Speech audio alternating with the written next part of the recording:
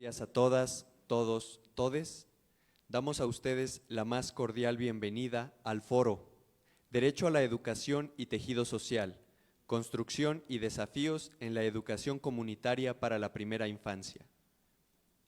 Agradecemos a quienes nos acompañan, tanto de manera presencial como a través de nuestras redes sociales. Para comenzar, saludamos la presencia de las personas que conforman nuestro presidium. Sara Leticia Chávez Rodríguez, dirigente de la Coordinadora Popular de Madres Educadoras COPOME.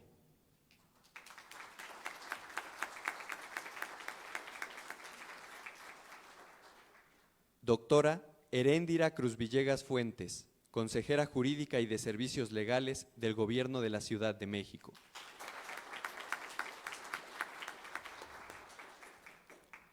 Doctora María Eugenia Hurtado Azpeitia, investigadora y docente por la UNAM y viuda del doctor Carlos González Lobo.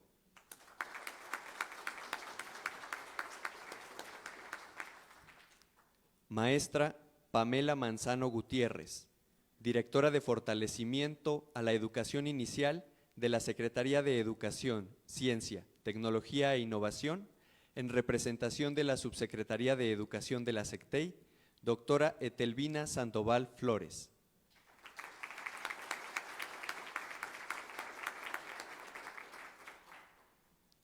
Doctora Eurídice Sosa Peinado, profesora de la Universidad Pedagógica Nacional.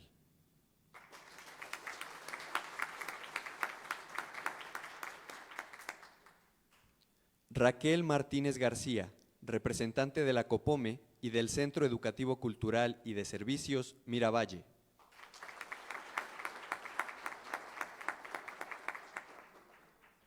Guadalupe Concepción Moreno Mejía, representante de la COPOME.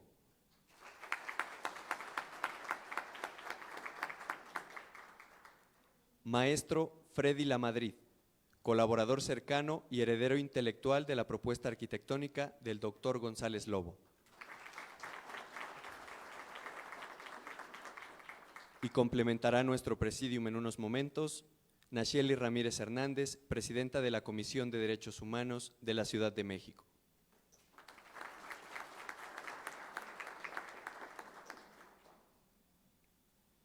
Escucharemos el mensaje de bienvenida por parte de la Coordinadora Popular de Madres Educadoras COPOME a cargo de Guadalupe Concepción Moreno Mejía.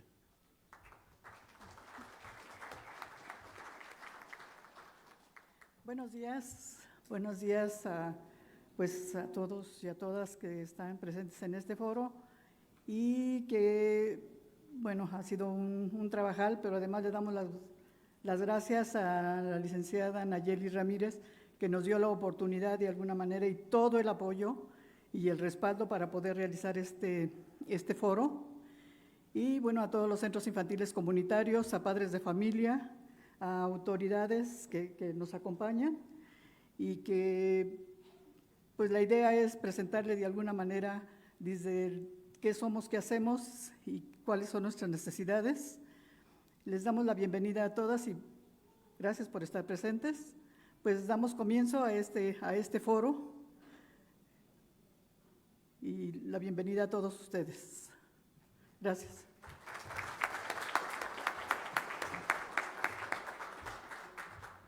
Muchas gracias. A continuación, cedemos el uso de la voz a la doctora Eurídice Sosa Peinado, profesora de la Universidad Pedagógica Nacional.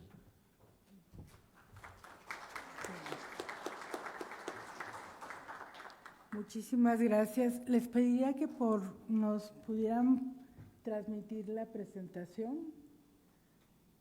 ¿Sí? ¿Ya? Gracias. Bueno, es un gusto hoy poder hacer este recuento. Nos vamos a la primera lámina, en donde vamos a hablar muy brevemente de estos 50 años de trabajo de las madres educadoras. Y es muy importante que comencemos por este recuento.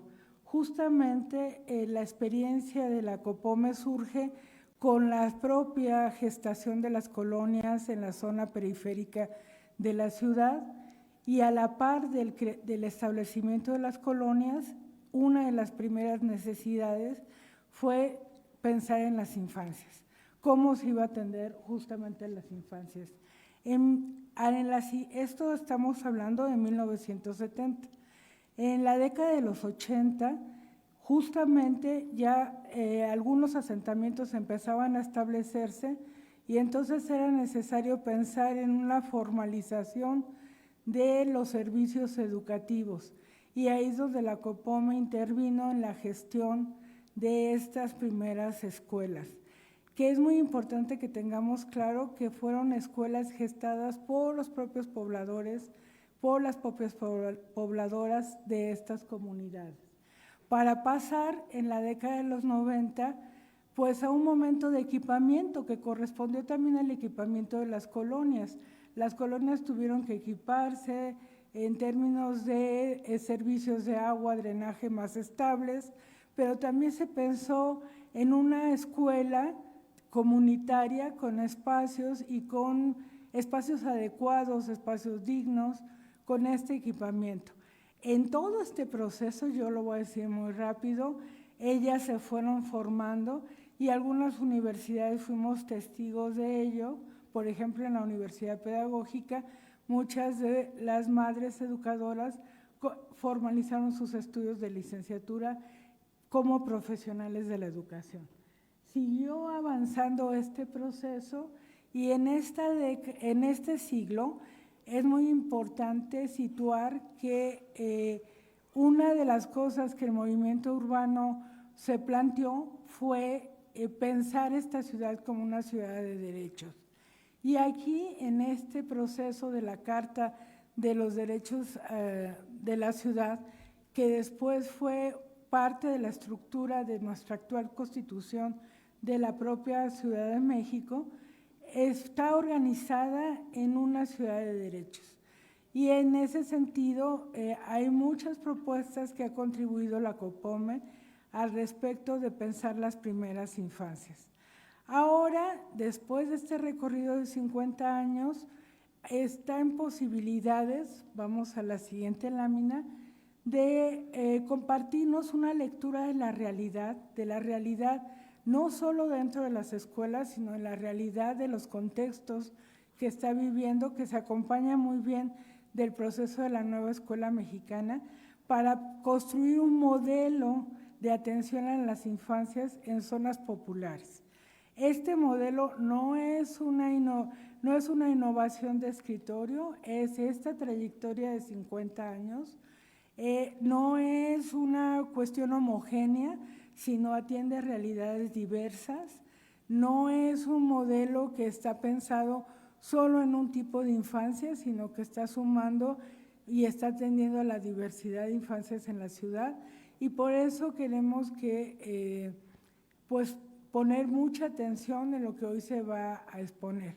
Finalmente, si pensamos en avanzar en una república de cuidados, lo que la COPOME ofrece hoy es una red de cuidados. Si nosotros queremos ver cómo opera una red de cuidados, una red para la vida, para los cuidados en la primera infancia, pues podemos ver la experiencia de la COPOME como eso, como una red de cuidados desde la ciudad y con los pobladores de la ciudad. Bueno, pues muchas gracias.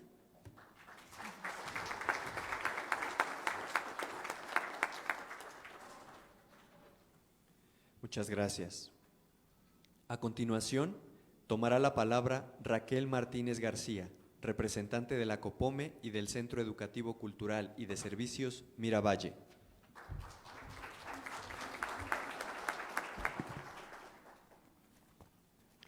Buenos días a todas y todos. Es un gusto poder compartir el día de hoy con ustedes una serie de reflexiones que hemos hecho con respecto a la importancia y trascendencia que hemos tenido los centros de educación comunitaria. Los centros de educación comunitaria surgimos en la periferia de esta gran ciudad, en colonias populares de alta marginalidad, como una respuesta a la necesidad de atender a las niñas y niños de la comunidad. Aunque nuestros orígenes fueron diversos, movimientos sociales, movimientos pedagógicos, bases eclesiales o proyectos impulsados desde el mismo DIF. Hubo una gran coincidencia: tomar en nuestras manos esta tarea a falta de escuelas y sistemas de cuidado. Para ello, fue necesario organizarnos, capacitarnos y formarnos para conocer y llevar a la práctica metodologías alternativas sustentadas en la educación popular, llámese Nezahualpilli, Freinet, Freire, Montessori, por decir de algunos. Las experiencias de los centros de educación comunitaria son un testimonio de resistencia social y pedagógica. Son un ejemplo de cómo la organización comunitaria enfrenta la compleja realidad educativa en una urbanización no planificada en la Ciudad de México. Al ser centros educativos autogestivos, creamos vínculos con los habitantes de la comunidad, construimos alianzas con otras colectividades y buscamos el apoyo de organizaciones e instituciones que nos puedan acompañar en estos procesos. Para los centros de educación comunitaria es fundamental el desarrollo integral de las niñas y los niños. Trabajamos para garantizar su derecho a la educación, la alimentación, la salud, la cultura, la recreación, a un mejor entorno y a contar con espacios dignos y seguros. Como proyectos comunitarios, fortalecemos procesos de organización social en nuestras comunidades y nos involucramos en la resolución de los problemas cotidianos. Es importante resaltar que los centros de educación comunitaria son atendidos por mujeres de la propia comunidad, socialmente comprometidas y que asumieron la responsabilidad de su propio desarrollo educativo, asistiendo a talleres, cursos, conferencias, diplomados, capacitaciones, etc. Y cuando fue necesario, se integraron a los sistemas de educación formal hasta alcanzar un porcentaje considerable el nivel de la licenciatura en educación preescolar. Este proceso formativo hace evidente que ante la adversidad hemos trascendido y seguimos perseverando por nuestro derecho a existir y a ser reconocidas como un tercer modelo de atención a las infancias, no solo lo público o lo privado. Lo comunitario está presente en esta ciudad. Los centros de educación comunitaria somos una muestra de resiliencia, un ejemplo de cómo la organización comunitaria puede dar respuestas ante los retos que se nos presentan. Esto no se logra solos y solas. Se tiene que tejer una gran red de apoyo que nos permita sostener lo alcanzado y seguir sumando esfuerzos para avanzar. Y es aquí precisamente que hacemos esta invitación a quienes hoy están en las estructuras, en la toma de decisión, en donde les pedimos que nos tomen en cuenta que somos un sector importante en esta ciudad que ha contribuido no hace 10 ni 20 años, ya lo dice la doctora, la maestra Eurídice, traemos una historia de 50 años intentando hacer este ejercicio de educar a nuestras comunidades desde las primeras infancias y que es importante sumar estos apoyos pues para que no sean solo estos 50, sino sean muchos años más. Gracias.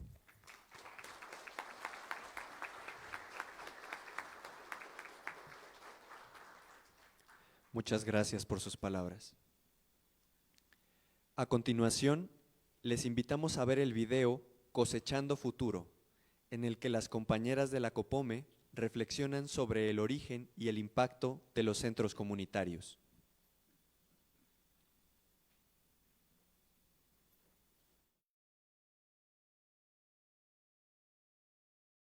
La Coordinadora Popular de Madres Educadoras, COPOME, es una red de grupos de mujeres que fundamentalmente trabajamos en comunidades de situación de vulnerabilidad, desarrollando proyectos educativos y de alimentación, es decir, integrales, de beneficio a la comunidad, y que surgimos puntualmente en 1992 en un encuentro de mujeres en Querétaro. Sin embargo, nuestra historia tiene que ver con un antecedente muy importante, que fueron los movimientos urbano-populares en nuestras colonias. Varios grupos de mujeres participamos en la lucha por la tenencia de la tierra, en la introducción de servicios públicos a través de nuestras organizaciones urbano-populares.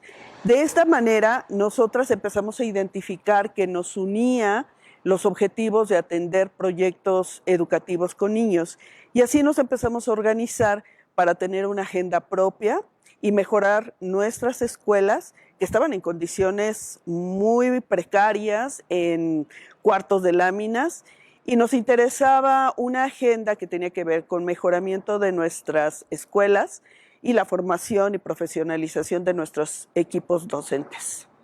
¿Qué circunstancias hicieron evidente la importancia de contar con un centro comunitario de educación? Algo muy importante es que los centros de educación comunitaria surgieron en las periferias, en los márgenes de esta gran ciudad. Y eso favorecía hacer intervenciones de toda índole en estos espacios donde no había nada. Otro es que todos estos espacios son atendidos por mujeres de la propia comunidad que se formaron y se profesionalizaron para atender a estas infancias. Algo también muy valioso es de que trabajamos para garantizar los derechos de niñas y niños, porque no solo trabajamos brindando un servicio educativo, también damos servicios de alimentación, de salud, cultura, recreación, hablando de todo el tema de cuidados. Vengo de Mesa Los Hornos. En el 68 era un lugar a donde hacíamos tabique rojo. Las familias pues trabajaban completas, niños, papá y mamá. La mayoría de niños pues no acudían a la escuela. Fue una necesidad muy grande el tener un centro comunitario para tener a nuestros niños en un lugar seguro. El origen de organizarnos como madres y formarnos como madres educadoras, pues era atender a los niños de las mujeres que se iban a las faenas en las cooperativas de vivienda, por ejemplo, o dónde se quedaban los niños cuando las mujeres se iban a las marchas. Era como la inquietud y la preocupación, y ahí más o menos empieza a surgir la organización. La creación de Nuevo Amanecer empieza en la colonia, en un lugar prestado, en la orilla de una barranca, casi de un basurero, y poco a poco con la comunidad lo fuimos habilitando. Después de 13 años fue ya insuficiente, teníamos alrededor de 120 niños y el espacio era muy pequeño. Empezamos a hacer una gestión con movimiento urbano popular, ya organizada de las mujeres, y logramos que nos dieran un espacio de gobierno. Todo ha sido presión y gestión, logramos recursos y sobre todo encontramos el apoyo del arquitecto Carlos González Lobo de la UNAM, de arquitectura, muy sensible. Él había participado en los sismos del 85 y sabía de las necesidades. Mi centro se llama Campanita.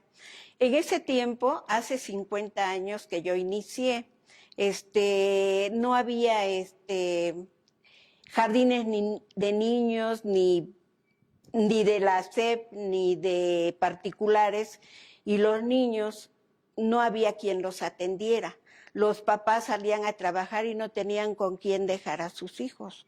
Y los que trabajaban cerca se los llevaban, por ejemplo, vendedores ambulantes.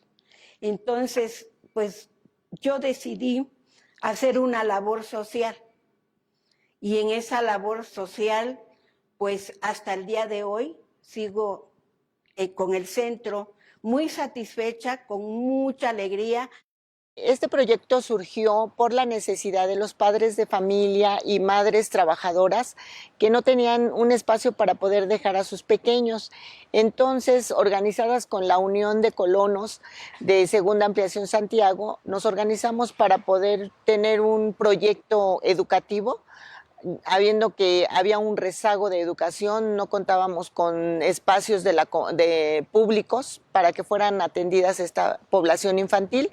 Entonces ahí surgimos trabajando debajo de un árbol en un espacio de la misma comunidad. Posteriormente nos otorgan un espacio de gobierno en donde ahí se empieza a formar el proyecto y organizadas con varias personas de la comunidad formamos un equipo de madres cuidadoras para poder atender a estos pequeños desde educación inicial hasta preescolar. La Unión Nacional de Mujeres Mexicanas, Asociación Civil, logra identificar la necesidad de la comunidad en este espacio, sobre todo de las madres trabajadoras. Por eso se crea este centro educativo, porque ellas no tenían dónde dejar a sus pequeños con una jornada más amplia donde se les pudiera atender con una educación, no solo con el cuidado. La mayoría de las compañeras que iniciaron el proyecto daban el acompañamiento desde un ámbito psicopedagógico, ya que ellas eran la mayoría compañeras maestras jubiladas que daban ese servicio.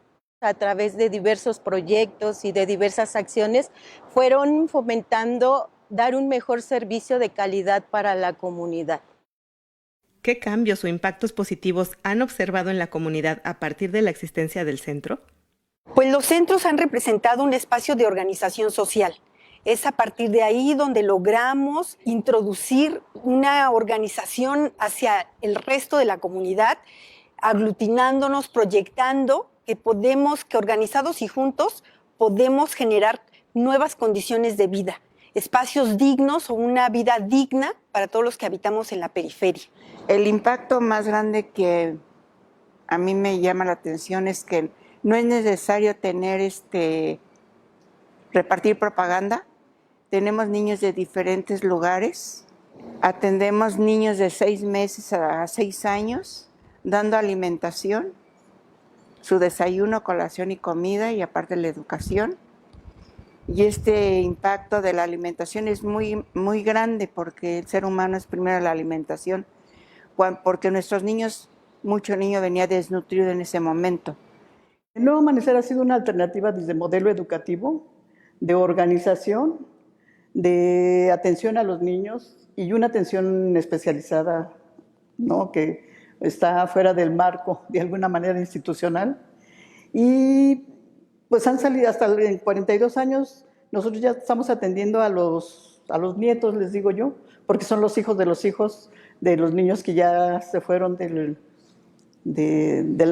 centro infantil y que hoy son abogados, ingenieros, arquitectos. Hemos conseguido varias cosas para la misma comunidad, para los niños, para los padres de familia, y hasta el día de hoy pues me siento orgullosa y satisfecha porque mis propios alumnos el día de hoy tienen por ahí sus negocios, porque ya se titularon, porque ya son personas mayores. Hoy tengo niños de los abuelos. Los cambios que han surgido ahí desde hace 38 años fueron que al inicio, pues la necesidad de la alimentación era muy necesaria por las escuelas aledañas que tenemos en el centro. Había niños que iban a la primaria, a la secundaria, a veces sin desayunar, entonces el centro infantil proporcionaba los desayunos a un bajo costo y nutritivos. En ese tiempo se cobraba $1 por desayuno. Estos cambios hoy en día se han ido dando a través de la formación de las compañeras que están frente al grupo que atienden a los pequeños. Se lleva una educación integral donde se maneja alimentación, se maneja una educación a base del programa educativo que maneja la Secretaría de Educación Pública, se trabaja con la comunidad, se llevan acciones y actividades también culturales, y donde se incluye a todos. Los desafíos que tenemos ahora es que, a pesar de que tuvimos una participación activa en el movimiento urbano popular y en la construcción de gobiernos democráticos para esta ciudad, enfrentamos situaciones desfavorables para nosotros. Los derechos de las docentes, de los administrativos que trabajan en escuelas, se han mejorado de las escuelas públicas. Sin embargo, las escuelas comunitarias hemos estado al margen del beneficio de los gobiernos. Es importante tener una agenda social, educativa, que resalte los aportes que hemos hecho incluso a la nueva escuela mexicana y seamos reconocidas. Hoy día el desafío es lograr que nuestra agenda educativa, comunitaria y social sea escuchada ante los nuevos gobiernos, ante las nuevas administraciones, y podamos estar avanzando de que estas escuelas se construyan y tengan un fortalecimiento real.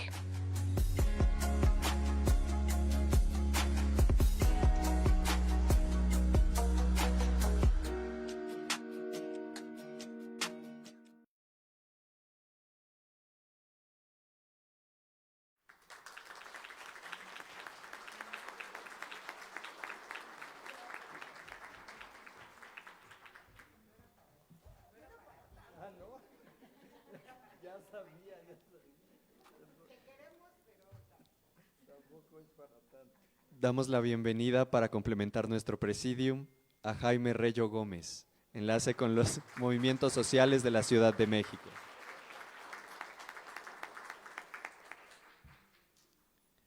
Escucharemos ahora a la maestra Pamela Manzano Gutiérrez, directora de Fortalecimiento a la Educación Inicial de la Secretaría de Educación, Ciencia, Tecnología e Innovación de la Ciudad de México.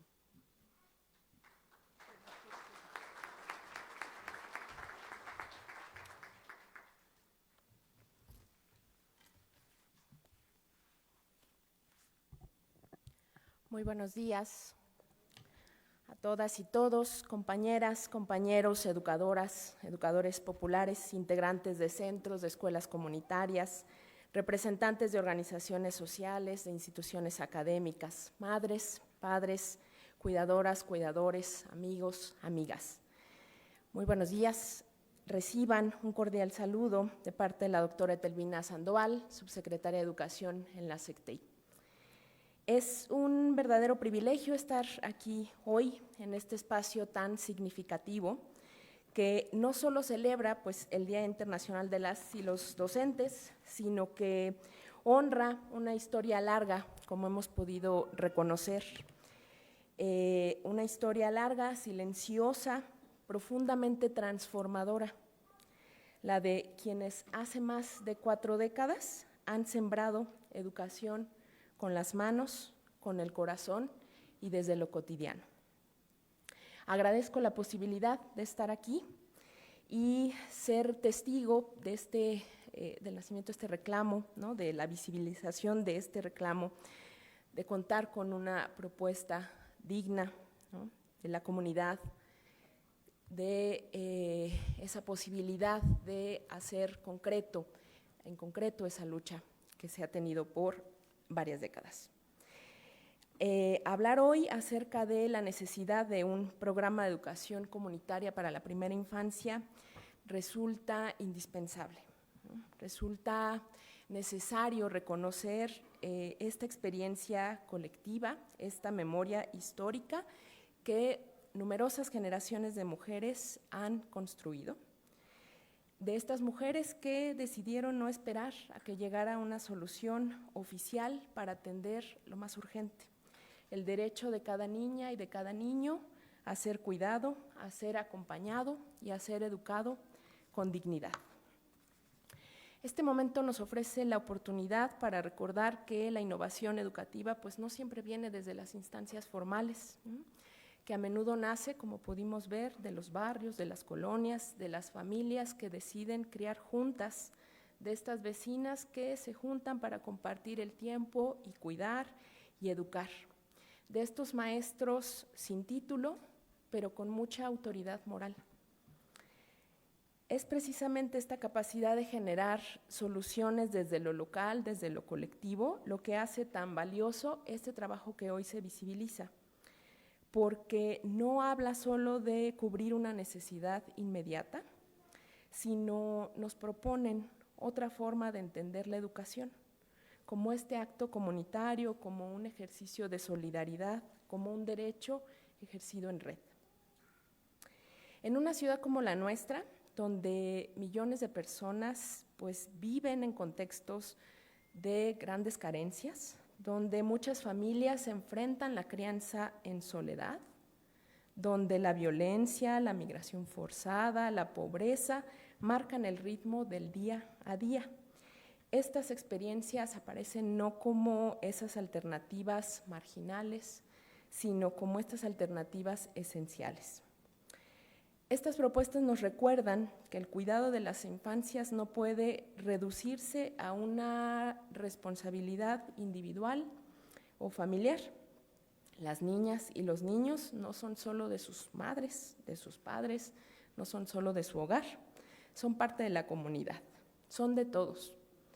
Y no un de todos como una posesión, sino de todos como ese deber, como esa responsabilidad social en la que todos y todas, todes, tenemos la obligación de garantizar que crezcan seguros, acompañadas, con acceso a espacios donde puedan jugar, donde puedan explorar, expresarse, donde puedan ser escuchadas y escuchados.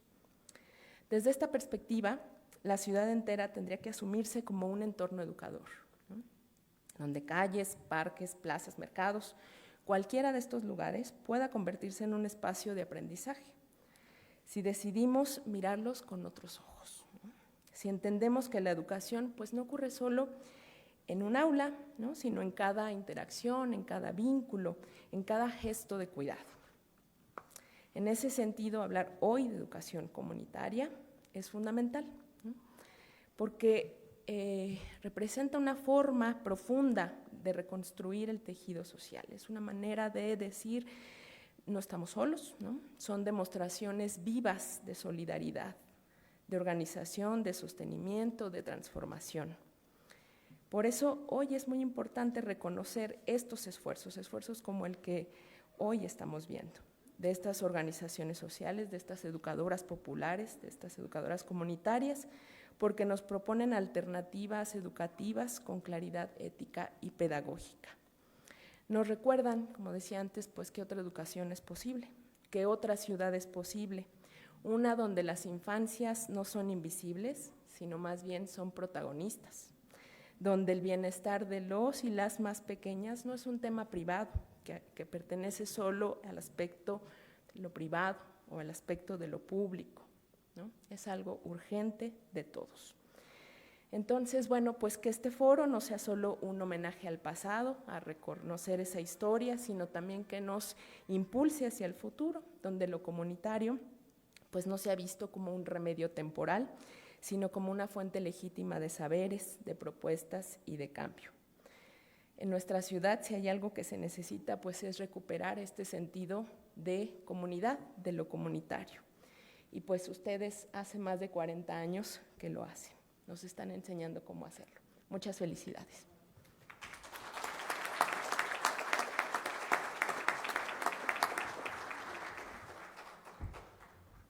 Muchas gracias. Escucharemos ahora la presentación del programa de educación comunitaria de la primera infancia por parte de Leticia Chávez Rodríguez, dirigente de la COPOME.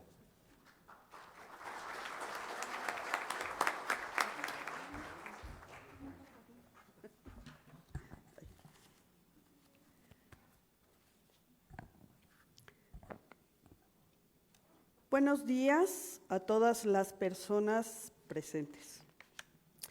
Quiero agradecer su asistencia y de manera particular a la arquitecta María Eugenia Hurtado Espeitia por acompañarnos. Muchas gracias, doctora. Recuerdo que una de las primeras acciones de la presidenta de esta Comisión de Derechos Humanos, Nacheli Ramírez, fue acompañarnos en el homenaje de una de las fundadoras de la COPOME, la compañera Felipa Rodríguez. Y hoy nos acompaña para recordar en este homenaje póstumo al doctor Carlos González Lobo, ambos finados.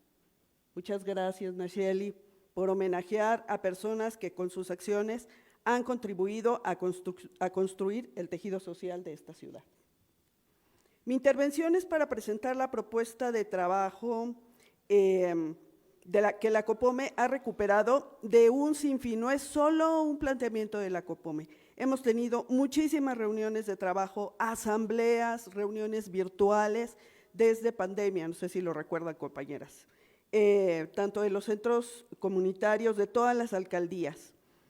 Y el acuerdo que se tiene entre la autoridad federal y la autoridad del gobierno de la ciudad, pues da marco a estos trabajos que hicimos para resolver nuestras necesidades. La lámina siguiente, por favor. La propuesta que presentamos en este foro responde a premisas básicas del tejido social. Una de ellas es el derecho a la ciudad como la utopía máxima. Y cobra mucho sentido ahora que la estrategia de la jefa de gobierno, Clara Brugada, tiene de construir utopías por la ciudad. Entonces nos sumamos a esa estrategia. Una segunda es el derecho, una segunda es que ante el vacío del Estado para brindar los servicios educativos para la primera infancia, nosotras como comunidad organizada tomamos en nuestras manos la construcción de nuestras propias escuelas. Ya lo han mencionado aquí las personas que han pasado antes que yo. Otra premisa importante es que organizar una escuela comunitaria implica ser agentes educativos de cambio. Esto tan mencionado ahora en la nueva escuela mexicana es algo que por sobre lo que nosotros nacimos. Nacimos como agentes de cambio y decidimos hacerlo a través de la educación. Por ello no tenemos empacho en decir que también colaboramos con nuestro grano de arena, no granito, grano por lo menos, ¿no? En la construcción de estos gobiernos a favor de los más pobres. Las escuelas del movimiento social hemos desarrollado modelos y metodologías innovadoras, tanto en lo pedagógico como en lo social. Justo en nuestras escuelas, la aplicación del modelo de la nueva escuela mexicana ha sido mucho más fácil que en otras escuelas, y sobre todo en muchas oficiales. De hecho, nosotras decimos que hicimos las escuelas para nuestros propios niños, para nuestras propias necesidades. Y una última que yo señalaría es que ahora que Latinoamérica está vigente, que hay líderes sociales poniendo en alto el papel de los países latinoamericanos, es importante que reconozcamos que en muchos países latinoamericanos sus legislaciones reconocen a la educación comunitaria. Y esa parte no existe en la Ciudad de México. Es un vacío que tenemos que trabajar. La lámina siguiente, por favor. Contamos con un diagnóstico detallado de las condiciones actuales de nuestras escuelas. No contamos con el tiempo necesario para hacerlo ahorita, para exponerlo ahorita, ni tampoco es el lugar. Pero sí me gustaría decir dos situaciones que me parecen muy importantes. Una es que todas nosotras y nosotros sepamos que el 100% de las escuelas comunitarias, centros comunitarios que se encuentran en predios propiedad del gobierno del Distrito Federal, y que aclaro, todos esos inmuebles que obtuvimos por ser propiedad del gobierno del Distrito Federal, los obtuvimos antes de 1997. Después de esa fecha, creo que tendríamos que hacer la revisión cómo estamos. Pero bueno, todo ese 100% de centros no contamos con un aspecto normativo muy importante que es el programa de protección civil.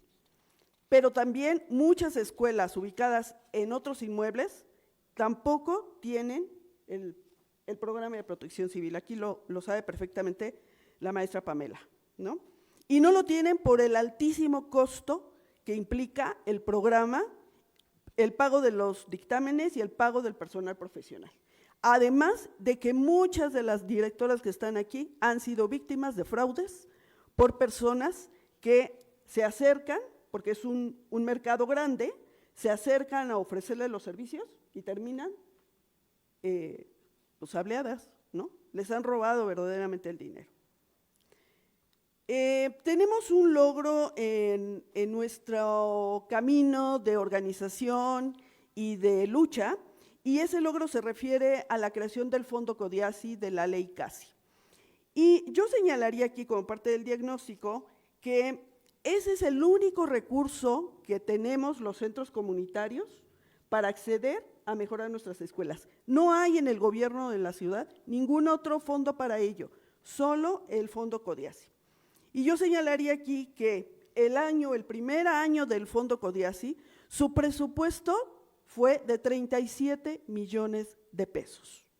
37 millones de pesos el primer año para mejoramiento de infraestructuras y de mantenimiento de inmuebles. Este año, 2025, el monto es de 7 millones de pesos, ¿no? Pero además, por lo menos todos los centros, todas las escuelas comunitarias que estamos en predios propiedad del gobierno, no pudimos entrar, competir con nuestro proyecto este año, porque los requerimientos que se piden, ninguno cumplíamos, ninguno solo. Le hicimos una lectura de los requisitos y no teníamos ninguno para poder participar en el fondo. Entonces nos quedaremos otro año más con las condiciones que tenemos. En años anteriores, este fondo había sido destinado solo para los centros comunitarios. Y esta fue una decisión que tomó la anterior jefa de gobierno, la doctora Claudia Sheinbaum, en el entendido de que no había otro fondo para acceder al mantenimiento de nuestras escuelas. Sin embargo, y si quiero decirlo, este año en las reglas de operación del DIF dice a la letra, porque este año participaron no solo los centros comunitarios, nosotras, sino también se asignó, que fueron un 30% del fondo total, se asignó un 30% para los CASIS, así se denominan por la ley, para los CASIS públicos, tanto del DIF como del gobierno, otras entidades. Bueno, en las reglas de operación dice, la población infantil que acude a los CASIS públicos y los CASIS del DIF también tienen el derecho de verse beneficiados con la aplicación de los recursos del fondo.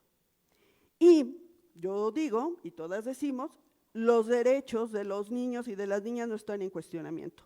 Solo que tenemos que tener claro que los CASIS públicos del DIF y de las alcaldías y de otros organismos tienen recursos para la operación, tienen recursos de otros lados, nosotras no.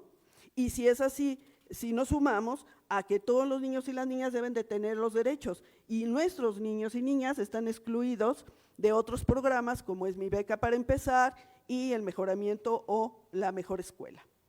La lámina que sigue, por favor. Entonces, la propuesta que estamos presentando a este foro es muy simple, es de simpleza y de lógica. Es hacer de derecho lo que existe de hecho. Nada más, de eso se trata. Es decir, somos escuelas que atendemos a hijos e hijas pequeñas, de personas trabajadoras, no de grandes empresarios, sí de empresarios locales, pero esa es la característica. Paradójicamente, hoy las autoridades educativas nos exigen cumplir con la normatividad de escuela pública, pero además de escuela privada. Es decir, llega la supervisora y nos exige y nos trae el checklist como escuela privada, pero en SECTEI nos exigen la norma de escuela pública. Entonces, no solo, ahora estamos peor que como empezamos, ¿no? La verdad. Entonces, de lo que se trata es de establecer el programa de educación comunitaria para la primera infancia de los movimientos sociales, pero como política pública, no solo como una cuestión de atención de la demanda, que es, tenemos una agenda pesada, sino que sea una política pública del gobierno de la ciudad. Y estamos conscientes que esta decisión depende solo de facultades de la jefa de gobierno de esta ciudad. Así es que, ante lo cual, pues estamos seguras de que la representación del gobierno, y agradecemos muchísimo la presencia de Heréndira acá con nosotras, pues, y de Pamela, por supuesto, ¿no? de las representantes de gobierno, pues estamos seguras de que nos van a ayudar para hacer esta presentación con más detalle a la jefa de gobierno en las audiencias de los martes, ¿no? Esperaríamos que fuese lo más pronto, desearíamos que fuese, no mañana, pero es muy pronto, pero sí el martes, que podamos el martes presentar a la jefa de gobierno esta propuesta. Y la siguiente lámina, por favor. Y tenemos, por supuesto, la agenda pendiente, es una agenda larga de acuerdo al diagnóstico, pero también hay una agenda legislativa, ¿Por qué es importante? Ya lo habíamos platicado con la consejera jurídica. Hay una parte importante que se tiene que trabajar en el Congreso. Y por último, agradezco la presencia de las y los presidentes de los consejos escolares de participación social, que hay algunos acá. Muchísimas gracias por acompañarnos. Y de las madres de familia que también están aquí con su presencia dándonos este respaldo. Sabemos que con este gobierno tenemos toda la posibilidad de abordar el tema de manera constructiva y de manera de diálogo. Por eso la importancia de que este diálogo, que en este foro se presenten todas las acciones que hemos hecho, pero también un tema muy importante es cómo la sociedad organizada puede ser mancuerna con la academia, que es la parte que logramos hacer de construcción de nuestras escuelas y que se puede hacer una construcción de un proyecto digno para los niños y las niñas del sector popular. Esos niños que siempre han estado excluidos, que qué bueno que hoy les dan el apoyo de recursos económicos, pero al final de cuentas no es solo eso.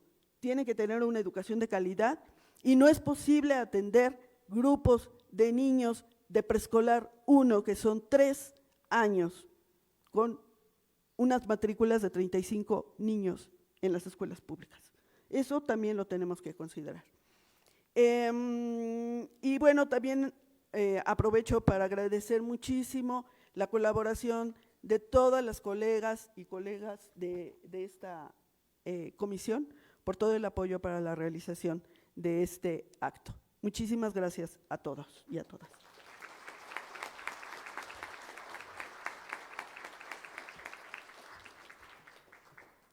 Muchas gracias. Daremos paso al homenaje póstumo al doctor Carlos González Lobo. Escucharemos la semblanza del doctor por parte del maestro Freddy Lamadrid, colaborador cercano y heredero intelectual de su propuesta arquitectónica.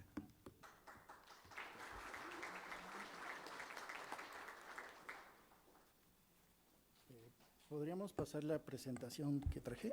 Muchas gracias. Quisiera comenzar por agradecer a los organizadores de este evento, de este foro, y más cercanamente con quienes he tenido el contacto, a la maestra Leticia Chávez Rodríguez, la maestra Guadalupe Moreno Mejía y a la maestra Rosy Moreno, así como a la Comisión de Derechos Humanos de Ciudad de México y a la COPOME, ¿no?, que somos los que estamos presentes, al público, gracias por la asistencia y la oportunidad de presentar las láminas que a continuación les traigo. La presentación tiene una serie de códigos QR, por lo tanto, si quieren tener su celular a la mano para abrir el código QR, los va a llevar a la ubicación de las obras que les vengo a presentar. Entonces, me pidieron dar una semblanza del arquitecto Carlos González Lobo, el que fue mi más grande maestro. Es muy extensa la obra, por lo tanto solamente elegí algunas de las que me parecieron más de las que tengo, digamos, más cercanía o de las que les puedo informar. Las pasaré muy rápido porque la participación es breve, pero quiero comenzar por decirles, el arquitecto nació en Ciudad de México el 18 de agosto de 1939 y nos dejó el 12 de abril de 2021. Fue alumno del arquitecto Antonio Pastrana Ochoa, el que está en blanco y negro, y de cuyas obras aquí les presento. Llegó a ser profesor emérito de la Facultad de Arquitectura por su gran trayectoria y él pensó en hacer ciudad que mejore la calidad de vida de los habitantes y se empeñó mucho en apoyar sobre todo a los que menos tienen. Por lo tanto, lo que había era pocos recursos o casi nada de recursos y lo que él hizo fue inventar una tecnología apropiada y apropiable que hiciera que pudiera aplicarla para esos lugares en donde hiciera falta, ¿no?, con los recursos que haya, así como también el apoyo de que las obras puedan comenzar siendo semilla, pero con la promesa de que sean de crecimiento progresivo. Entonces, aquí lo primero que vemos es una casa que construyó para una maestra jubilada que Ya después de varios años de dar clase, no tenía lugar fijo donde vivir, y en colaboración con sus compañeros del taller Ixpila que fundaron en Veracruz, el arquitecto Rafael Pacheco López y el arquitecto Rodolfo Gómez Arias, construyeron esta vivienda en Huatusco con muy pocos recursos. Y en el 71 les muestro esta otra obra que es Campo Deportivo y Baños con Vestidores en el poblado de San Felipe de Jesús el Mirasol. Igual, lo que podríamos notar es esta alegría de construir, ¿no? O sea, aunque son pocos recursos, pero el diseño aerodinámico o con trazo alegre, o no ver de repente cosas con un sistema tradicional, sino que se ve la expresión de la arquitectura que él le quiso plasmar, ¿no? O sea, no por tener pocos recursos tiene que ser feo, sino que él al contrario quería mejorar la calidad de vida de los habitantes apoyándose con la plástica, ¿no? con su diseño. Entonces, aquí lo que vemos es la iglesia de San Felipe de Jesús, de crecimiento progresivo desde 1971 y hasta la fecha, tengo entendido, o lo pararon en algún momento, ¿no? Pero ha ido creciendo. Esta iglesia, podemos ver los interiores, algunos trabajos de vitrales o de iluminación hechos por la doctora María Eugenia Hurtado, que se agregó al taller del arquitecto González Lobo en cierto momento y que lo apoyó, y que aquí podemos ver algunos de sus trabajos y que yo se los intento retratar para que ustedes vayan viendo cómo es la mano del arquitecto, o sea, cuáles son las formas que él utiliza, cuál es su diálogo, su manera de proyectar y de construir, que les digo que son con escasos recursos, ¿no? Ya aquí en el 91-92 vemos a partir del desbordamiento del Río del Fuerte en Los Mochis, Sinaloa, le invitaron a construir este poblado o a proyectar este poblado donde genera la plaza, el centro comunitario, el portal de una clínica Coplamar, así como una escuela primaria. Todas las obras se han construido, es las que les estoy mostrando.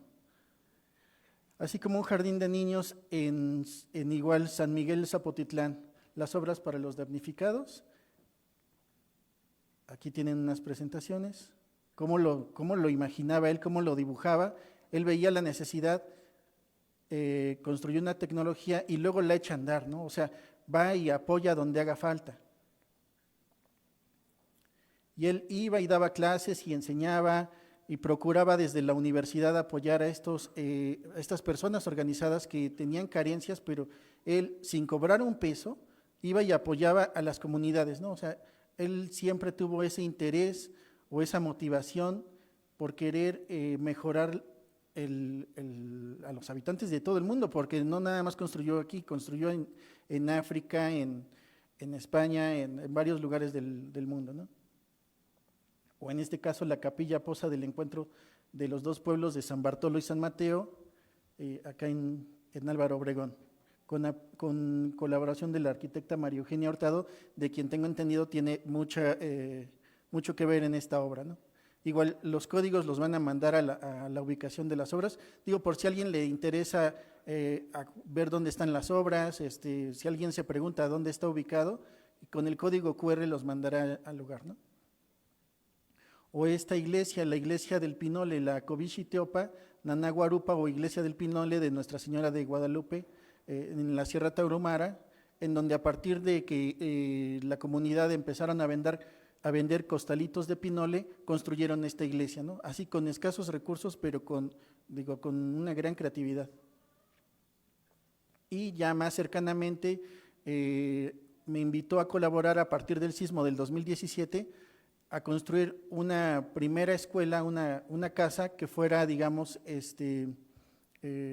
capacitación para obreros a una de las familias más pobres de esa comunidad, y con esto capacitamos a más de 30 obreros, con el cual, construyendo esta primera casa, ellos aprendieron a construir con tecnología alternativa de manera más eficiente, ¿no?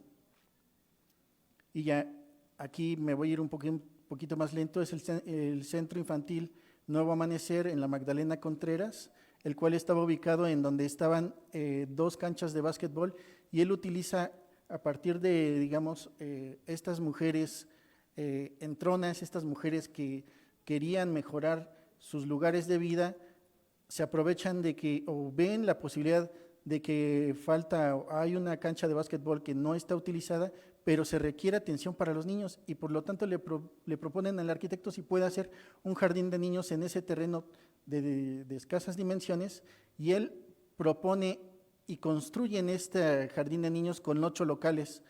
Pero además aquí lo que aprendí es, por ejemplo, él de repente cuando me enseñó a hacer en un jardín de niños unos baños, nos decía, tienen que hacer la altura de los baños pues más o menos como así, ¿no? Entonces nosotros cuando nos dijo hay que construir el muro de los baños, pues no entendíamos por qué la altura del baño tenía que ser tan baja, hasta que vimos que se trata de que en los baños, para que no sucedan abusos, la altura de un adulto se nota si haces los muros bajos, ¿no? Y los niños, como tienen esa altura, ese tamaño, digamos, están a esa altura, pues ellos pueden estar en su privacidad, sí, y apoyándose del diseño arquitectónico para proteger a los niños, ¿no? Aquí nadie se agandalla a los niños. Además que desde ese lugar la directora puede observar, desde su posición, observa la entrada de los baños, el pasillo y controla todo. Además que el jardín de niños cuenta con un espacio multifuncional que funcionaba como taquería en las noches, ¿no? Para que las maestras pudieran en las noches vender y a partir de eso conseguir recursos para que se mantengan estables, ¿no? en sus trabajos, para poderse formar como comunidad y no disolverse. Aquí les muestro algunas fotos, las tengo que pasar rápido. Este es otro, el Jardín de Niños Pimpa Pipilsin, que está en la colonia, en la unidad habitacional Culhuacán. En la primera acción que hicieron fue, con los recursos que hubo, hacer una cocina y un gran salón que mide cerca de 9 por 9, casi 81 metros cuadrados, más la cocina, que fue, digamos, el motor de la obra. A partir de eso, después el Jardín de Niños fue creciendo, ¿no? Y en el 2014 se retomaron el contacto con estas mujeres, con estas maestras, y entonces el arquitecto, ya estando yo con él, nos invitó al arquitecto Yair Rocha López y a mí para aprender de su tecnología, ¿no? Y aquí lo que vemos son los baños, el portal, el pasillo de la ciencia, y la obra sigue creciendo.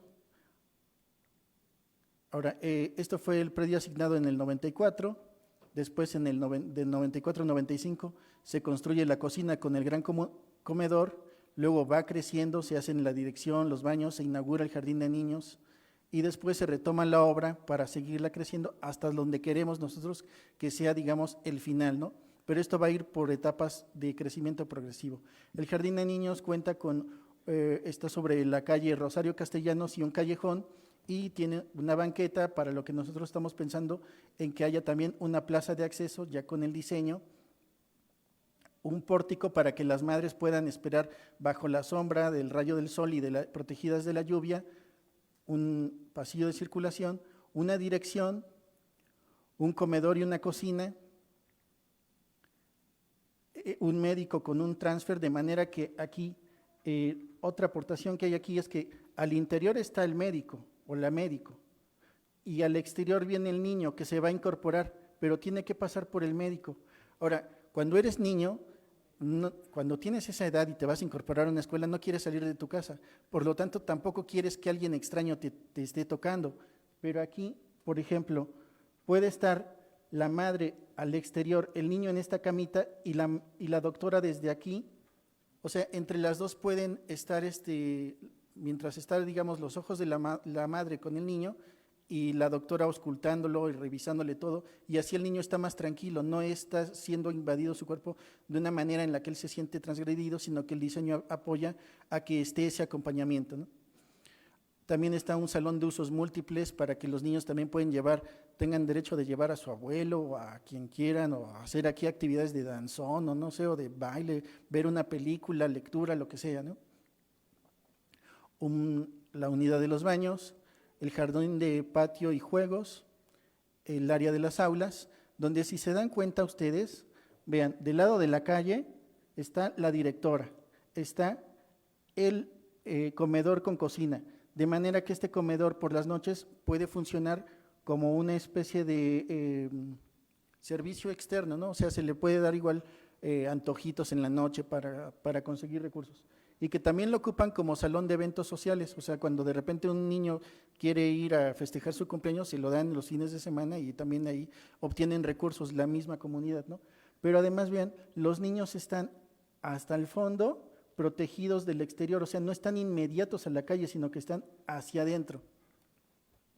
Está también el jardín de juegos formales, un área para bodegas, un patio cívico con hasta bandera, y en algún momento queremos que haya un cuentacuentos, un espacio de huerto y jardín para que los niños, además de que tengan esta formación disciplinar en la que se les va disciplinando, puedan tener contacto con la naturaleza, con los animales, con las plantas, tener huerto, tener derecho a tener esa educación, no simplemente disciplinar, sino que también vaya ligada con este contacto con la naturaleza, ¿no?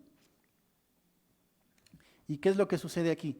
Desde el lugar donde está la maestra, la directora, puede controlar el pasillo hacia donde están los baños. Ella ve desde el mismo lugar los baños, puede ver quién se acerca al jardín de niños, quién está aquí en el área del pórtico, pero también quién pasa de la calle. O sea, ella puede controlar desde el mismo lugar todo, ¿no? Ella lo vigila todo. También puede llevar las cuentas, o sea, si alguien lleva la cuota, desde ahí puede despachar. Okay. Gracias. Y entonces tenemos el proyecto ya por fases crecederas, ¿no?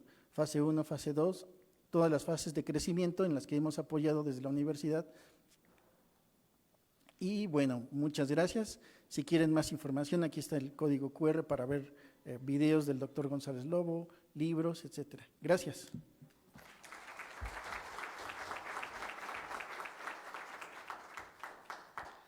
Muchas gracias. A continuación, la presidenta de la Comisión de Derechos Humanos de la Ciudad de México, Nacheli Ramírez, realizará la entrega del reconocimiento póstumo que se realiza al doctor Carlos González Lobo, a la doctora María Eugenia Hurtado Azpeitia, viuda del doctor, y se tomará la fotografía oficial del homenaje.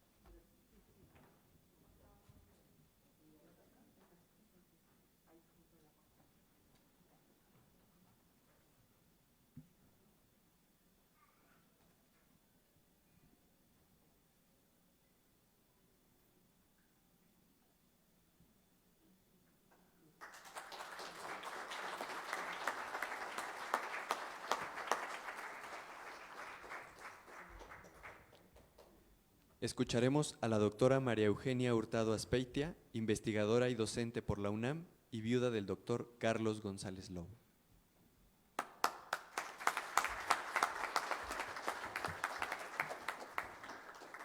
Muchísimas gracias por permitirme estar aquí en representación de mi marido, ya que solamente trabajé con él algo cerca de 40 años. Entonces, ya no sé si colaboré o era parte casi de él. Y muy padre porque tengo que decir lo siguiente, además de agradecerles que estén ustedes aquí y que escuchen pues parte de la trayectoria de Carlos González Lobo, es que eso se debe gracias a nuestra universidad, la Universidad Nacional Autónoma de México, y fundamentalmente a la Facultad de Arquitectura, que mediante el servicio de apoyo social, a donde se acercaron por primera vez las chicas de Nuevo Amanecer, y de ahí, como Carlos González Lobo, como muchos compañeros, éramos parte del autogobierno, parte de la educación que estaba dedicada a atender a las poblaciones con menos recursos. Y gracias a eso, ese contacto fue el que después doña Leti tuvo contacto y pudimos también colaborar. Pero no es que no haya cobrado nada, la universidad es una madrastra bastante mala, pero cada 15 días se acuerda de uno y de ahí uno come, ¿sí? O sea, tenemos recursos y por eso es parte de el servicio y la retribución que la universidad hace a la población, ya que de nuestros impuestos, de nuestro trabajo, es que podemos formarnos y regresarle a la sociedad parte de nuestros conocimientos en apoyo, sobre todo de las comunidades que tienen menos recursos. Importante es el trabajo que hizo el arquitecto, sobre todo con las comunidades de bajos recursos. ¿Por qué? Porque ni todos son trabajadores federales, ni pertenecen a la iniciativa privada, y todos los niños de todas las personas que tienen trabajos que no están reconocidos oficialmente, en donde se pueden educar, y sobre todo en las primeras etapas de la edad. Entonces, por eso es muy importante que este tipo de comunidades docentes de primera infancia estén apoyados por el gobierno, por nuestro país, porque todos colaboramos, a todos nos cobran, aunque sea un peso, ¿sí? Si no lo tienes, no te dan nada en la tienda, ¿sí? Y además, es muy importante que todos estemos atendidos, que todos los niños estén atendidos. Eso es lo que tenemos que garantizar dentro de la universidad y sobre todo de las comunidades que apoyan a todas las madres y padres que trabajan en el sector informal, que también sean atendidos. Creo que en este lugar de derechos humanos, todos los niños tienen y deben de ser protegidos con esos derechos. La educación, ¿sí? Y tener un lugar seguro, tener personal docente bien pagado, ¿sí? Porque eso de que andes vendiendo quesadillas en la tarde para poder tener para los libros y las crayolas, no es malo, es una manera de sobrevivir, pero los maestros también necesitan formarse y estar apoyados, porque en esa tranquilidad podemos atender mejor a los niños. Entonces yo creo que se debe de reconocer este trabajo comunitario de los docentes, estos centros de educación infantil de las comunidades, y no solamente de la periferia, todo nuestro país necesita estar apoyado. Afortunadamente, pues esperamos que con este segundo piso de la cuarta transformación sean atendidas, que no esperen otros 50 años a ver si les toca, ¿sí? Entonces, yo nada más quisiera mencionar, sé que nada más me queda creo que menos de un minuto, pero no solamente en hablar de Carlos, sino que él dice, debemos reconocer de entrada que esta práctica, la de los esfuerzos por una tecnología apropiada y apropiable, está vinculada a la arquitectura para los pobladores, los que realicen con su esfuerzo la tarea de construir la ciudad de la sociedad de masas. Así se va construyendo una práctica de la arquitectura pobre, la necesaria, la posible. Para construir los términos tradición, usos y costumbres, se enfrentan a las limitaciones de recursos, de capacitación, así como a los prejuicios atávicos de los agentes sociales implicados. La segunda reflexión es la relativa a los modos de construir y concebir los proyectos de vivienda y sus extensiones de contexto y al equipamiento necesario para hacer ciudad. La tercera reflexión es la referente a la estructura y forma de la ciudad. La recuperación de los barrios a escala de comunidad con capacidad organizativa para la acción autogestiva en los problemas del bien común. Los modos de accesibilidad al suelo urbano para la mayoría en constante crecimiento y expansión. Nuestros proyectos se emplean con rigor como arietes, conmueve o persuaden a la opinión pública, aunque en el camino se afinen, resultado de una participación realmente colectiva, también por la decantación de los sueños contenidos en el proyecto, que arriba en su forma posible, sin dejar de ser deseada y defendida por su comunidad. Resultará así una arquitectura urbana y comunitaria, la de la modernidad apropiada. Muchas gracias.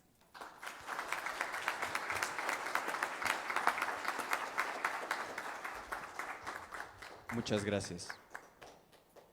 A continuación, la doctora Heréndira Cruz Villegas Fuentes, consejera jurídica y de servicios legales del Gobierno de la Ciudad de México, nos dirigirá un mensaje.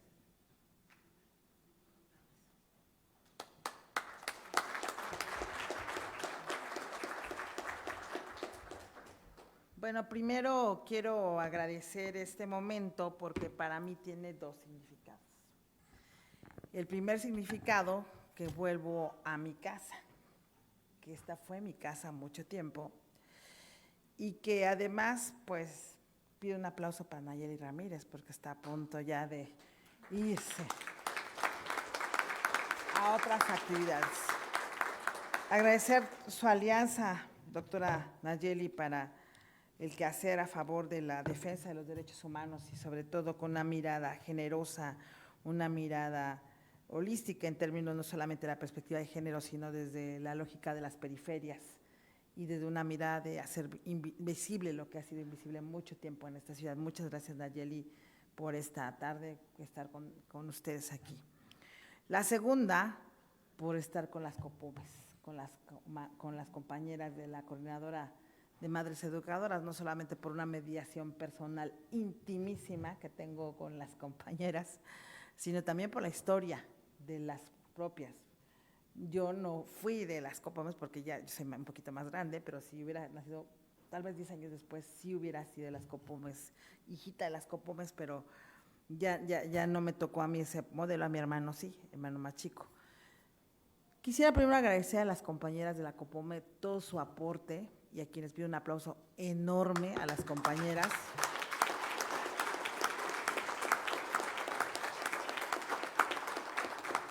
Porque en esta ciudad, quienes somos de barrios populares, no podemos imaginarnos a los niños y a las niñas sin el trabajo que las compañeras y compañeros han hecho en el barrio, en esta lógica de construcción, cuando nadie, de verdad, nada ni nadie hablaba de estos temas. Es decir, eran mal vistas, me tocó, eran perseguidas, me tocó, eran hostigadas, y por eso creo que tienen una triple valía por todo ese esfuerzo que las compañeras han hecho y sobre todo pues en un contexto que ha ido mutando. Pero cuando hacemos el estudio de los resultados de una transformación de esta ciudad, pocas veces colocamos a las COPOME como una parte importante y unas personas clave también en esta transformación de la ciudad, porque ellas desde las infancias han hecho el aporte y han formado también cuadros para esta ciudad, entonces es agradecerles también eso. Como ustedes saben y reciban un cariñoso saludo de la jefa de gobierno, Clara Brugada, estamos ahora en un momento importantísimo de un sello de gobierno fundamental que tiene que ver con el sistema de cuidados. Los sistemas de cuidados donde las compañeras han sido aportantes directas de la reflexión, no solamente de Iztapalapa, sino en muchos lugares donde se ha reflexionado esto, pues la jefa de gobierno justamente reconoce la labor de ellas de manera simbólica, haciéndoles un honor también sobre las propuestas que han hecho ellas, rebasando esta mirada de las estancias infantiles de día, que tiene una mirada muy pobre, muy limitada, y que de alguna manera adicional, ellas han sido autogestivas también y han tenido la posibilidad de incidir y generar políticas públicas en eso. Yo no solamente me queda claro el esfuerzo que han hecho cuando la Ibero la reconoce que eran mamás y que las reconoce como educadoras, le da un reconocimiento fáctico a los saberes que cotidianamente se acumularon en ellas, sino también en paralelo toda la cuestión de los programas que han hecho ellas para atender esto. Pero además en una política pública que ha sido poco atendida, que es la primera infancia. La ciudad le debe y el país les debe mucho a ustedes, muchísimo, en términos de estas políticas de primera infancia que ahora estamos reflexionando y que ya las invitaremos para la ley de cuidados. Justamente con mi compañero, el secretario Pablo Llanes, traemos toda una reflexión conjunta y con Araceli Damián, que es la secretaria de Bienestar y una servidora, porque vamos a presentar una iniciativa próximamente donde contemple una parte importante de las primeras infancias, porque no están contempladas todavía como una parte del sistema de cuidados y me parece muy necesario articular estas propuestas para poder hacer dentro de la agenda legislativa que ustedes pretenden y colocan, pues vamos muy de la mano porque prácticamente estamos hablando de lo mismo, nos sentimos hasta reflexiones, yo hasta me espanté y dije, ay, estaría que se estaban oyendo que estábamos discutiendo porque justamente son las mismas reflexiones que tenemos nosotros y nosotras en el gobierno para poder hacer esto. Yo primero quiero valorar cuáles han sido las claves fundamentales de esta atención y el aporte dentro del sistema de cuidados de las COPOMES. Y una es el acceso y la proximidad. Creo que es muy importante que en estas comunidades y poblaciones prioritarias, ellas han hecho un trabajo interesantísimo, no solamente de nutrición, que no lo oí, pero es bien interesante porque las compañeras tienen un sistema no solamente de van y cuidan a los niños, sino también los alimentan. Y yo me acuerdo cómo batallan y han batallado ellas para todo el tema de alimentación y todo el tema de ubicación, desde una lógica integral y una visión que abrace desde esos espacios comunitarios. Pero también algo bien lindo son las redes vecinales que ellas tejen para este quehacer, y creo que no es importante, no es menor, no es menoscabo justamente ver esta integralidad. Yo siempre las pongo de ejemplo las COPOMES cuando hablamos de este tema, porque justamente hablamos de una cultura de la corresponsabilidad, ¿no? Usualmente se echa la culpa, ¿no? Es la culpa de… Y cuando acá hablamos de una lógica autogestiva, deliberativa, incluso de una división hasta sexual de trabajo, porque no necesariamente las compañeras no solamente son mujeres, algo importante siempre ha sido es despersonalizar, quitar esta visión, sino también que haya una corresponsabilidad familiar y que haya una visión también que provea también del Estado en ese diálogo. Ellas ganaron efectivamente, yo no me ha quedado el 20, Leti, tienes razón, cómo se paró hasta un momento la infraestructura para ustedes, y hay que regularizarla, por cierto, tenemos que, cabe mencionar, tenemos que regularizar cómo están los espacios que se están en comodato con ustedes, tenemos que actualizarlos para darles certeza jurídica también, que es una parte de mi labor como consejera, pero algo también importante es esta situación en relación a la lógica que permita redistribuir y organizar muy bien con ustedes todo el tema de relaciones de orden laboral, que es un tema que me parece no menor, porque si no también estamos echándoles a ustedes una labor que nos toca a nosotros como Estado. Y esa es la discusión que tenemos con Pablo Llanes, sobre decir, a ver, cómo, desde dónde, cómo colocamos, cómo construimos, cómo reflexionamos, y reconocer el cuidado como un trabajo, compañeros y compañeras. Nunca se ve a los cuidados. Yo tuve un papá que duró 40 años enfermo, nos tocó cuidarlo, mi mamá trabajaba, yo trabajaba, todos trabajábamos, pero además había ese otro trabajo que era justamente el sistema de cuidar, y entonces no se ve como un acto que es un trabajo, sino que y además la feminización de ese trabajo que es las mujeres. Si ahorita, yo les pongo un ejemplo que toco madera, pero si pasara un sismo ahorita, siempre somos las primeras que reaccionamos, somos las mujeres tenemos ese espíritu de reacción, de cuidados, de atención. Y entonces tenemos que ir evolucionando en estas divisiones sociales del trabajo y la estigmatización del trabajo, en una lógica que ustedes han apoyado mucho, compañeras, en esta ruptura de esta dimensión de lo que es el trabajo y de lo que es la visión de redistribución y la lógica de los cuidados. De hecho, apenas recientemente, como ustedes saben, la jefa de gobierno sacó 2 programas importantes, el de la cuna, que es una beca que es parte de la lógica de la universalización de la dimensión del mínimo vital del país, es decir, de que todos y todas tengamos una protección básica, y las primeras infancias son fundamentales. De 0 a 3 años no había nada, entonces era muy importante cuidar esa parte, pero la otra parte también es ya el sistema de cuidadoras y cuidadores, que apenas también hace 15 días la jefa de gobierno lo presentó, con una parte muy importante. Vamos por partes, por etapas, no es todo de un jalón, pero es importante también, hay que con ustedes, compañeras, trabajar esta parte de lo que son los cuidados y todo eso. Por eso yo pediría, para mí, cuáles son los principales retos y desafíos en este momento para lo que hace a la ley de cuidados. Y la primera es cómo hacemos una coordinación interinstitucional y operativa con ustedes. Cómo hacemos una lógica que permita tener protocolos claros, mecanismos y reglamentos claros, porque no es lo mismo un privado que un público, tienen sus acepciones, pero también después de las elecciones duras del ABC, pues tenemos también precedentes dolorosísimos que tenemos que atender, pero también tenemos que ayudarles como gobierno para poder agilizar los 17 trámites, porque me queda clarísimo que son 17 trámites que ustedes tienen que hacer para las escuelas, para los centros. Entonces tenemos que ver cómo hacer una forma de rediseños técnicos, administrativos, en fin, y que aquí la acepté, y qué bueno que está la compañera, y con Pablo Llanes hemos insistido mucho esta parte porque es parte de la educación. Es decir, aquí no estamos hablando, fíjense que ustedes no están vistas desde nosotros en la lógica de bienestar, no es asistencia, es educación. Ojo con eso, porque eso habla de un modelo diferente de atención, de un modelo de intervención diferente y no de asistencia.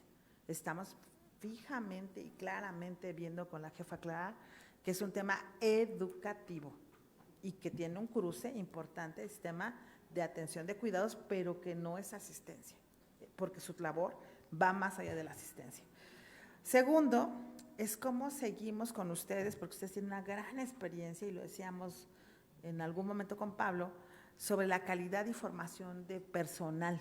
Decíamos, hagamos modelos con ustedes, donde formamos el personal, cómo hacemos una currícula adecuada para una formación permanente y continua para el tema relacionado con la labor que hacen como madres educadoras y sobre todo el trabajo de orden que permite una dignificación de estas tareas, no solamente gracias compañeras, sino pues qué significa dignificar esto, ¿no?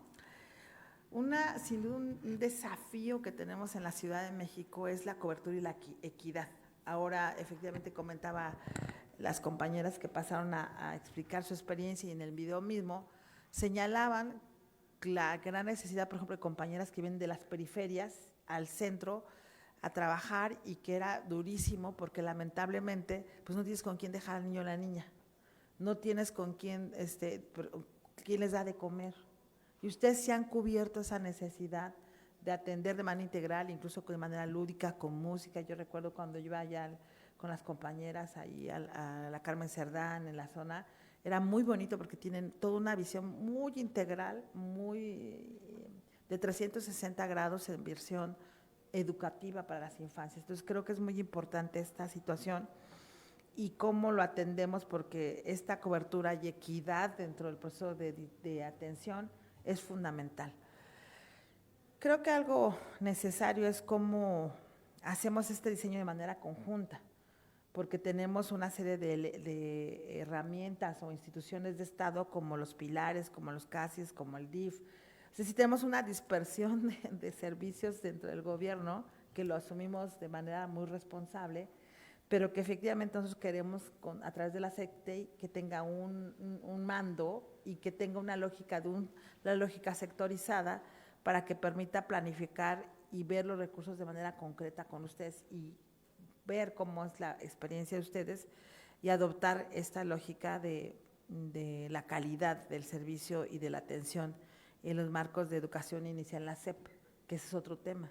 Está súper descuidado el tema ahí. Lo hemos hablado con Luciano Colcheiro, que es la autoridad federal, porque tenemos otro problema aquí en la ciudad. La SEP tiene una instancia, no tenemos una secretaría, digamos, formalmente para esta tarea, como en Oaxaca o como en Michoacán o como en Chiapas, están centralizadas. Entonces tenemos que ver cómo hacemos un trabajo correcto con la SEP, con Luciano Colcheiro, que es nuestra autoridad para la Ciudad de México, con ustedes, incluso hasta con instancias internacionales como la UNICEF, con instancias privadas como la Academia, la Ibero, la UNAM, en fin, para poder tener marcos educativos correctos. Creo que algo muy importante y es de valorar muchísimo es el enfoque comunitario. Reitero la parte comunitaria, reitero el trabajo comunitario, porque al final del día el derecho a la educación siempre se ve como una parte aislada de la lógica comunitaria. Ahora la jefa está teniendo escuelas utopía, que ya no es solo para primeras infancias, sino es para las primarias y secundarias. Y es justamente abrir las escuelas los sábados y los domingos para que los niños y las niñas no accedan a las violencias y tengan espacios de atención los fines de semana. Lo estamos haciendo ya. Acabamos de inaugurar hace poco en Milpalta, en las zonas de alto riesgo, y esto tiene también que ver, compañeras, a lo mejor invitarlas a los territorios de paz con ustedes.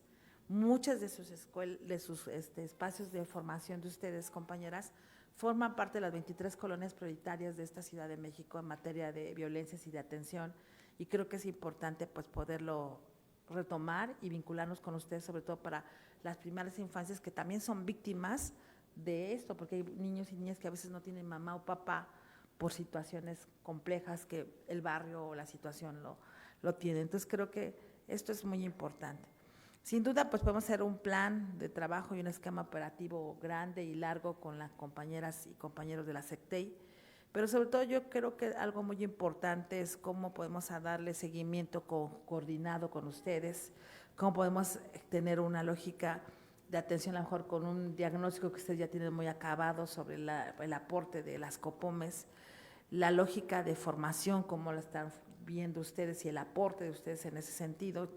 Ya tienen sistematizados estos aportes pedagógicos, metodológicos, para no partir del cero.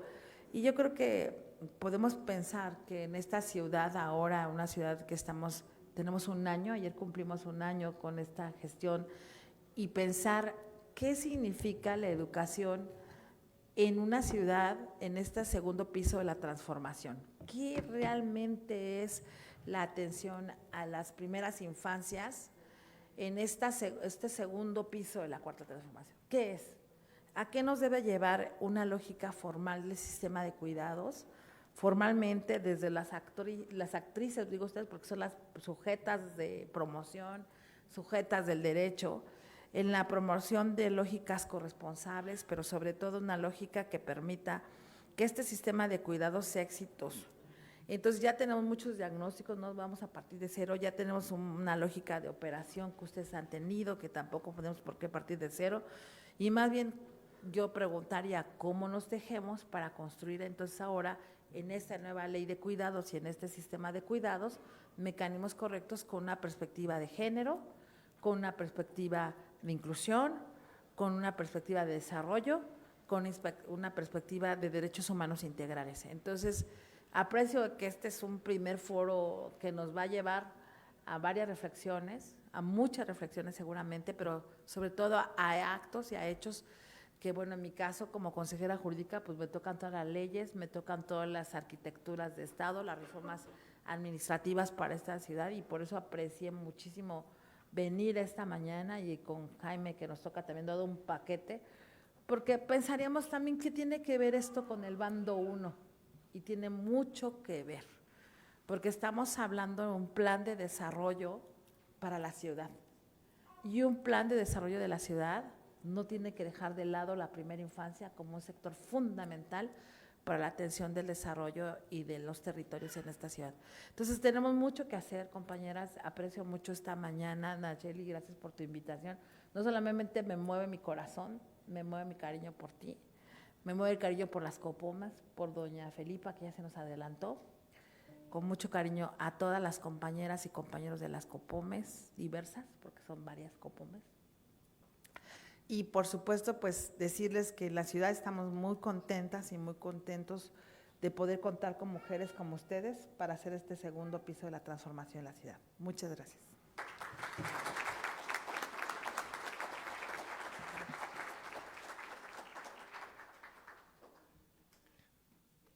Muchas gracias.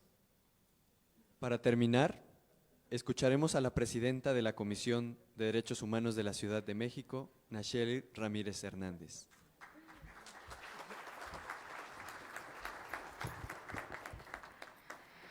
Muy buenas tardes a todas, todos y todes, más todas, son las mujeres.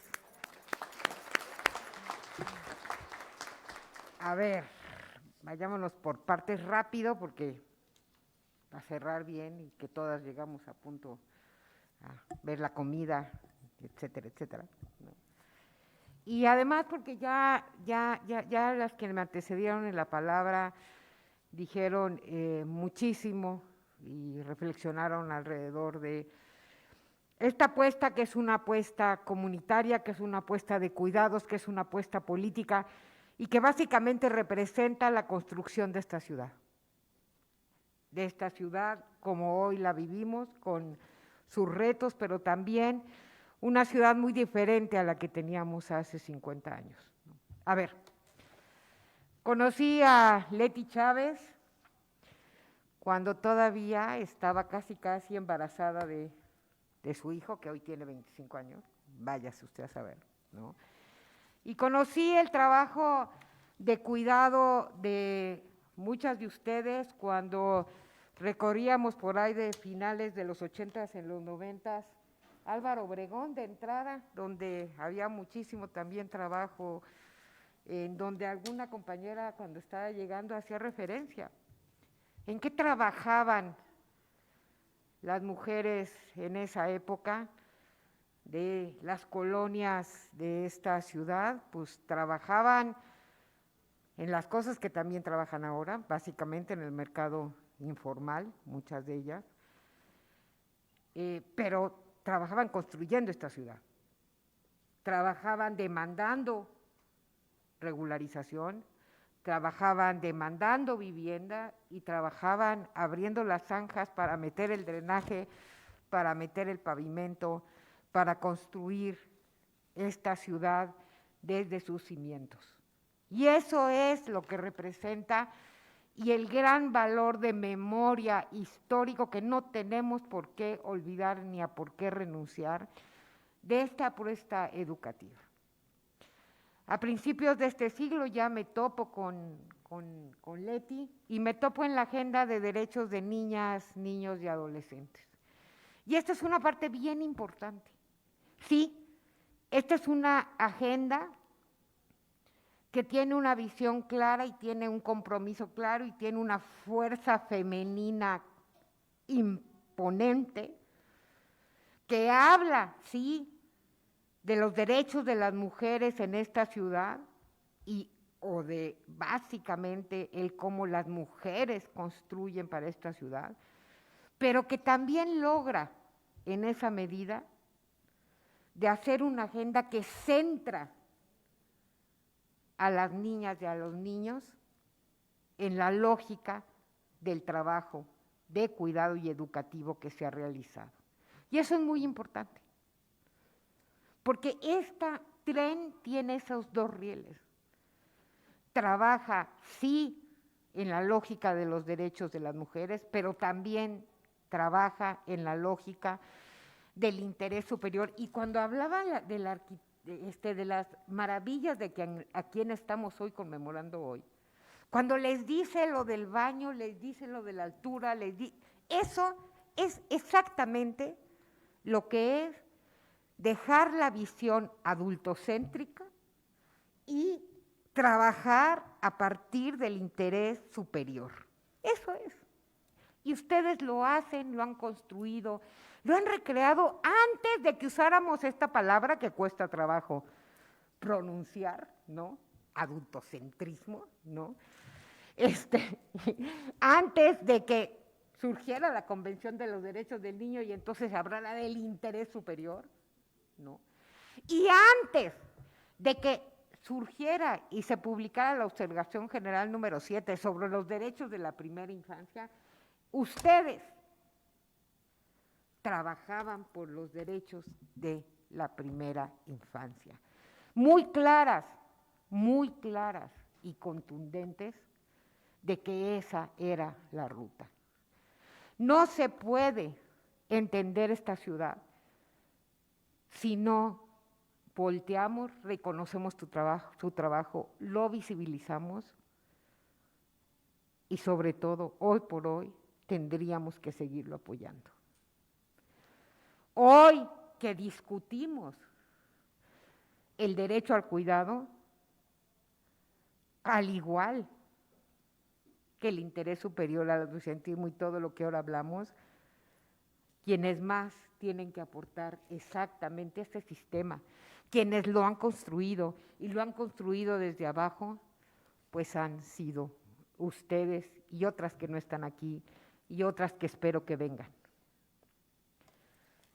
He ahí su importancia en términos de la ciudad, pero también quiero reconocer su importancia y quiero que ustedes se sientan sumamente orgullosas, sumamente satisfechas, porque esto se traduce, y ustedes lo saben, en la vida de muchas personas. Han tocado a generaciones. Comentábamos ahorita con Leti que había una compa que decía que ahora sí que cuando lleguen los nietos de los nietos, ahora sí se va, ¿no? No. Esa es la dimensión del trabajo. La dimensión en términos de que ustedes se sientan repletas de orgullo, satisfacción y renovadas y reconocidas por las vidas que han tocado, por lo que han aportado también en lo individual, en lo concreto, en esa niña, en ese niño, en esa compa, en todo lo que hacen en su trabajo cotidiano. Y ya lo decía mi querida Heréndira cuando les plantea todo lo que son las vertientes de lo que el gobierno tiene que trabajar en diferentes líneas, en diferentes pistas y equilibrios para reconocerlo. Pero tengan la seguridad de que en este gobierno van a tener esas respuestas construidas quizá poco a poco. Yo sé que la paciencia a veces ya no alcanza, ¿no? Pero tenemos que seguirle apostando y aquí está el compromiso y aquí está lo tejido y aquí está lo demandado y ahí está su trabajo y ahí está la claridad que tienen de por dónde tiene que caminar esto. No puede haber un sistema de cuidados en esta ciudad si no es con ustedes, si no es con lo que ustedes representan, si no es con la agenda que ustedes trabajan todos los días, ¿no? Y estoy segura que en esta comisión se quedan muchísimas personas que así lo van a tener claro. Yo agradezco muchísimo el que mi último evento público sea con ustedes.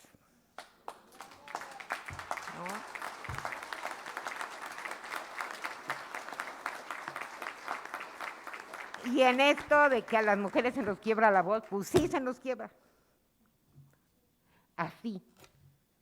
Así cuidamos. Claro, el primero también fue con ustedes allá en las oficinas del Congreso, ¿se acuerdan? Era la asamblea todavía. Y exactamente fue un sábado, yo acababa de tomar posesión el martes. Leti me dijo, hay un evento con las compas era sábado, en las oficinas de Gante. Me acuerdo perfecto. Eso fue el primero. Y qué bueno cerrar con ustedes. Se les quiere, se les abraza y muchísimas, muchísimas gracias.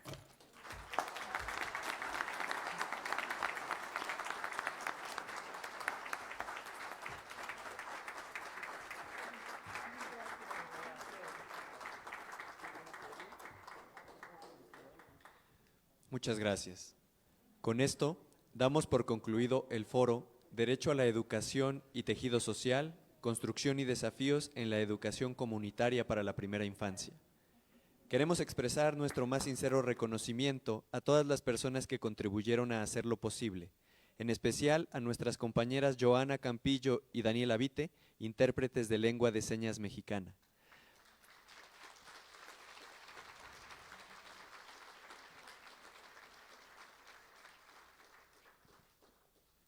Finalmente, agradecemos la compañía de todas las personas que se encuentran en esta sala y de quienes siguieron la transmisión a través de nuestras redes sociales, por ser parte de esta comunidad comprometida con los derechos humanos. Que tengan todas muy buena tarde.